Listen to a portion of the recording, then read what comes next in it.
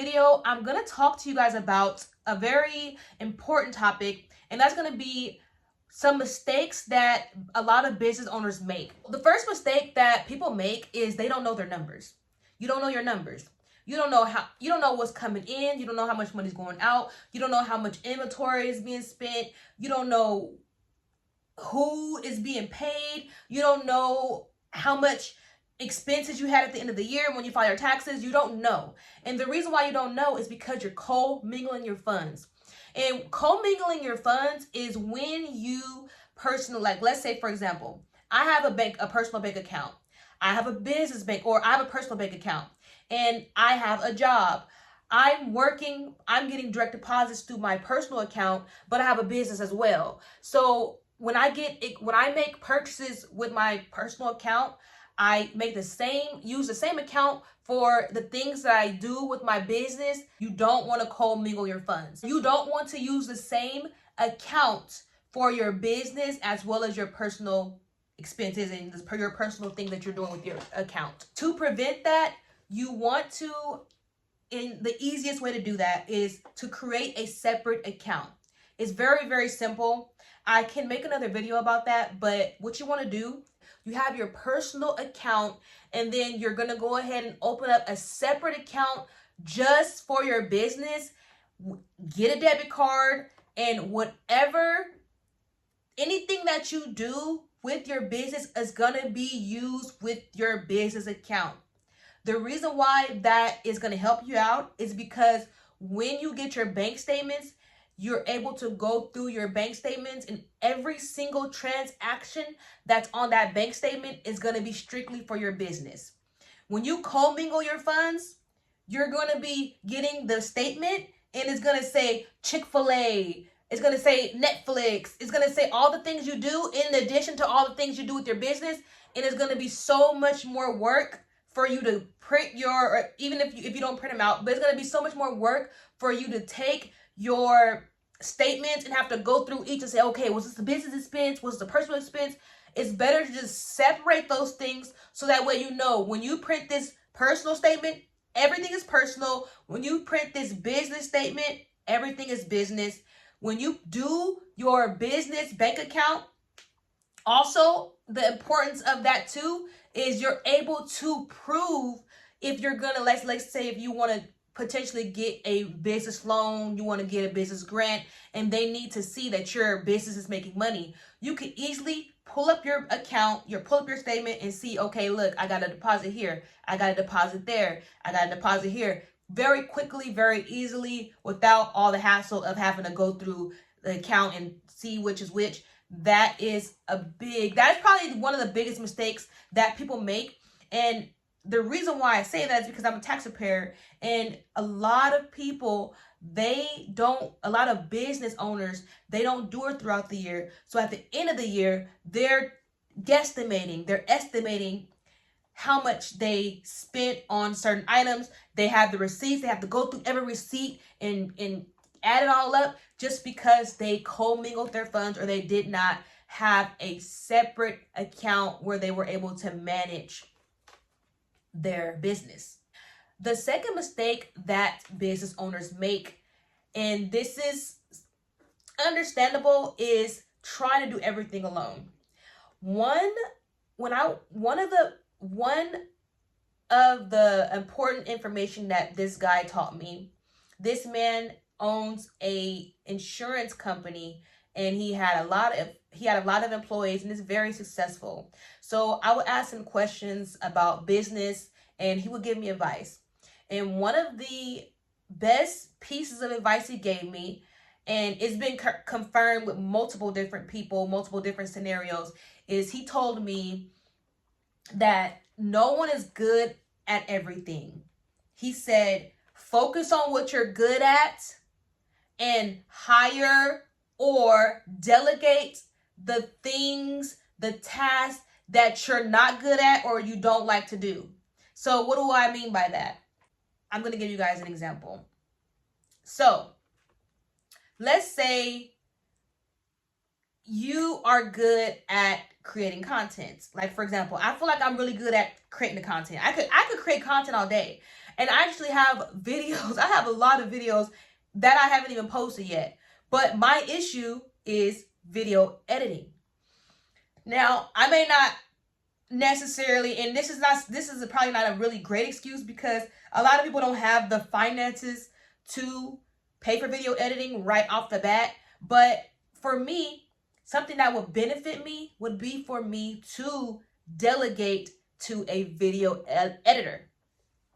And that's something that I feel like is very tedious, and it takes hours to edit a video, especially depending on what type of content you're making. It takes a long time to edit a video. So delegate the things that is going to take you away from being at the core of your business. For me, like I said, I love to talk. I can make 15 videos a day. I mean, maybe that's over exaggerating, but I can make multiple videos a day. But it will take months for me to put all those videos out, because I gotta talk, I gotta edit, I gotta post, I gotta do all those things. So if it's something that you're not good at, something that you don't like to do, that doesn't mean that you shouldn't start a business or you shouldn't do a business. That means that you need to figure out a way to delegate those tasks. Another example, let's say let's say you're horrible at customer service, and you want to definitely be good at customer service, or try to get good at customer service. But let's say you're not good with like responding to customers. You may not be good with sending emails back or stuff like that. Instead of you not being good at it and just being lacking in that area and letting it affect your business, go and see about if you could hire a virtual assistant. A virtual assistant is able to do those things for you, and you can focus on the things you're good at. Mistake number 3 is lacking a clear strategy. So this is one that I would say goes hand in hand with creating a business plan. I took a college class or a couple of courses this past semester, and the main focus of the courses was that at the end of all of the courses, I would have a fully executed business plan. The reason why I say that it's a mistake is because when you don't have a business plan, you don't have a clear marketing strategy, you're literally just going out on a whim and hoping that it's going to work. You need to take time to plan and really think about, what are you doing? Like, what type of business are you starting? What is your business going to be offering? Who is your ideal client? What do they look like? What do they like? What type of content do they want to see? You want to make sure you plan that out, so that way once you have a fully executed market plan or a business plan, it is going to let you know right then and there, like, because in a portion of your business plan is a marketing strategy. And in that marketing strategy, you are basically explaining in your business plan, how are you going to market? When you have that intact, and you know exactly what content to make, because you know who your ideal customer is. So let's say, for example, my ideal customer, this is an example. My ideal customer is mothers between the ages of 35 to 40 years old that's looking to elevate their business to the next level, and they want to create a business for their family to create generational wealth. So with me knowing who my target audience is and who I want to, my market, who I want to talk to, or who my target audience is, then I know that I can market according to who I want to target. That is so important. That's going to take so much stress, so much work off of you, because you've taken the time to do the research on who you want to target. You're going to do the research on that demographic or that type of person or whoever you want to attract. And you're going to know exactly how and what you need to do to get to your target customer. Mistake number 4, underpricing or overpricing your services. I'm going to say, especially in the beginning, I'm going to really focus on underpricing your services. A lot of people, when they start a business, you want to do your research and see what other people in your business is doing, like as far as what their products and services, what they're charging. As far as a product is really like gauged by person, it's going to be determined person by person, but you want to gauge like what should you charge for your products and services. The thing is that at the end of the day, what I'm trying to get at is you don't want to undervalue yourself. I'm not saying to charge thousands and thousands of dollars, but don't ever feel like, oh, I need to charge this amount because if I charge this amount, I'm not going to be able to get the clients or the customers or the sales. Don't ever think that. There's always going to be somebody that's going to resonate with you, that's going to resonate with your business, and they're going to support you. They're going to believe in you, and they're going to pay what you are asking. Don't ever feel like, and I'm not saying it's wrong to do so, but if you want to give a discount because you want to do it. Don't give a discount because you're desperate for that person. Because at the end of the day, if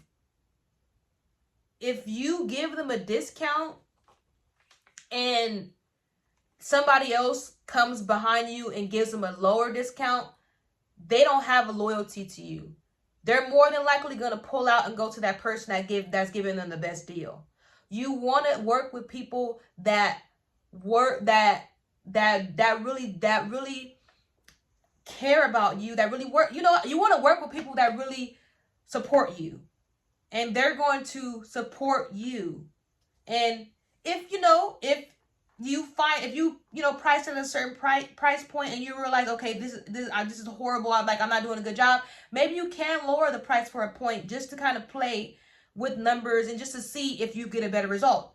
But don't undervalue yourself. That's the point that I'm giving you in this portion, is you don't want to undervalue yourself ever.